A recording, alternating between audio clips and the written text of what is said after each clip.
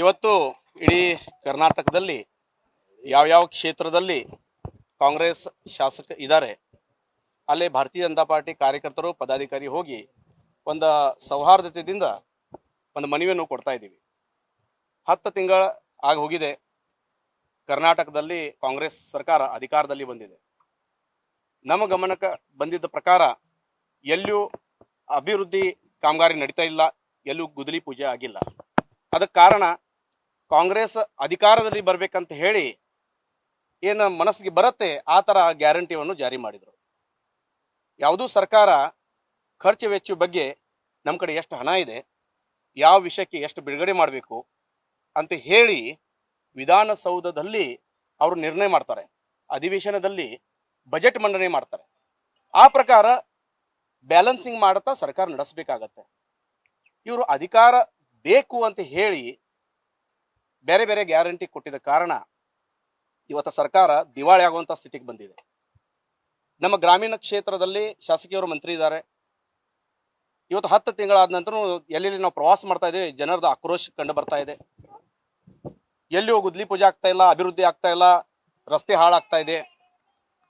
ಚುನಾವಣೆಗಿಂತ ಮುಂಚೆ ಕೆಲವು ಗ್ರಾಮದಲ್ಲಿ 1 ಕೋಟಿ ಕೊಡ್ತೇವೆ, 1.5 ಕೋಟಿ ಕೊಡ್ತೇವೆ ಅಂತ ಆಶ್ವಾಸನೆ ಕೊಟ್ಟು ಬಂದಿದ್ದಾರೆ. ಕೆಲವು ಜನ ಸಂಬಂಧಪಟ್ಟ ಗುಡಿ ಕೆಡವಿ ಪಾಯ ಅಷ್ಟ ಹಾಕಿದ್ದಾರೆ. ಕೆಕೆಕುಪ್ಪದಲ್ಲಿ ಮೊನ್ನೆ ಹೋಗಿದ್ನೆ, ಚುನಾವಣೆಗಿಂತ 15 ದಿವಸ ಮುಂಚೆ ಹೋಗಿದ್ವಿ. ಅಲ್ಲೇ ಚೌಕಟ್ಟು ಪೂಜೆ ನಡೀತಾ ಇದ್ದು, ಬರೀ ಪಾಯ ಭರಣೆ ಆಗಿದ್ದು. ಇವತ್ತು ಕೂಡ ಅದೇ ಸ್ಥಿತಿಯಲ್ಲಿ ಹೋಗಿದೆ. ಗಿಡಗಳು ಅಲ್ಲಿ ಬೆಳೆದು ಬಂದಿದ್ದಾವೆ. ಯಾಕೆ ಅಂತ ಕೇಳಿದೆ ನಾನು.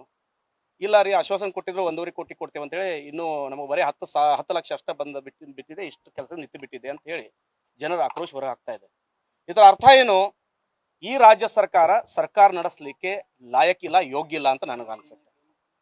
ಅದಕ್ಕಾಗಿ ಜನರಿಗೆ ಗೊತ್ತಾಗಬೇಕು, ಸಾರ್ವಜನಿಕ ಜನರಿಗೆ ಗೊತ್ತಾಗಬೇಕು ರಾಜ್ಯ ಸರ್ಕಾರ ಏನು ಮಾಡ್ತಾ ಇದೆ. ಅದಕ್ಕಾಗಿ ಇವರು ಒಂದು ಪತ್ರಿಕಾ ಮುಖಾಂತರ ಅಥವಾ ಒಂದು ದಾಖಲೆ ಸಹಿತ ಅವ್ರು ತಿಳಿಸ್ಬೇಕು ಜನರಿಗೆ, ಎಷ್ಟು ಫಂಡ್ ತಗೊಂಡ್ಬಂದಿವಿ, ಎಲ್ಲಿ ಯಾವ ಯೋಜನೆ ಅಡಿಯಲ್ಲಿ ಯಾವ ಕಾಮಗಾರಿ ನಡೆಸ್ತಾ ಇದೀವಿ, ಎಲ್ಲೇ ಮಂಜೂರು ಮಾಡ್ಕೊಂಡ್ ಬಂದೀವಿ ಅಂತ ಹೇಳಬೇಕು, ಜನರಿಗೆ ಗೊತ್ತಾಗಬೇಕು.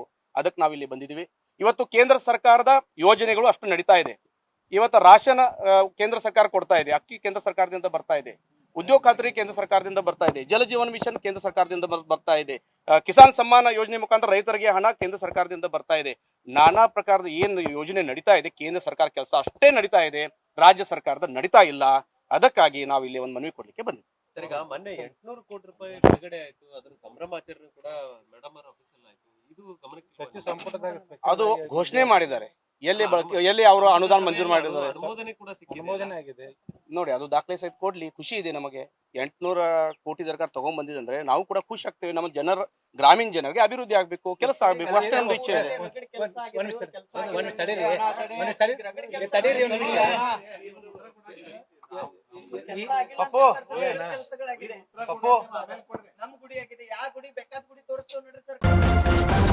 ನ್ಯೂಸ್ ಫಸ್ಟ್, ನಿರ್ಭೀತಿಯಿಂದ ನಿಮ್ಮ ಪರವಾಗಿ.